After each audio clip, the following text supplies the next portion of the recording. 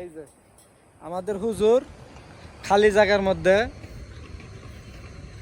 লাল শাক ফালাইছে, তারপরে ভেন্ডি হালাইছে, তারপরে পুঁই শাক। হুজুর পুঁই শাক কই? পুঁই শাক তো জ্বালায় নাই। তারপরে পুঁই শাক, তারপরে আর কি যেন হালাইছেন হুজুর?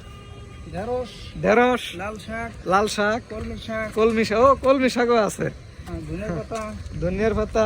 এই যে আপনাদেরকে যদি একটু দেখাই, এই যে দেখেন লাল শাক খুব সুন্দর করে জ্বালাইছে। এই যে দেখেন, এই যে মানে অনেক গাছ হয়েছে, অনেক অনেক, একদম অনেক গাছ হয়েছে। তারপরে এই যে আর এই যে এইখানেও আছে, এই যে এইখানেও আছে। তারপরে এই যে এইখানে দেখেন কত সুন্দর ডাটা।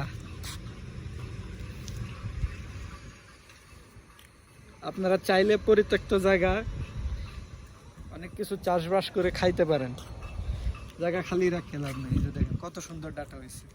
আপনাদেরকে যদি একটু কাছের থেকে দেখাই, এই যে দেখেন, এই যে এই যে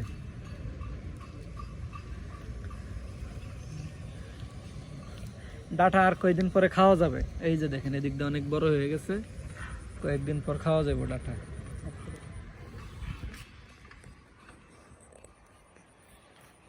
খুব সুন্দর চাষ হয়েছে।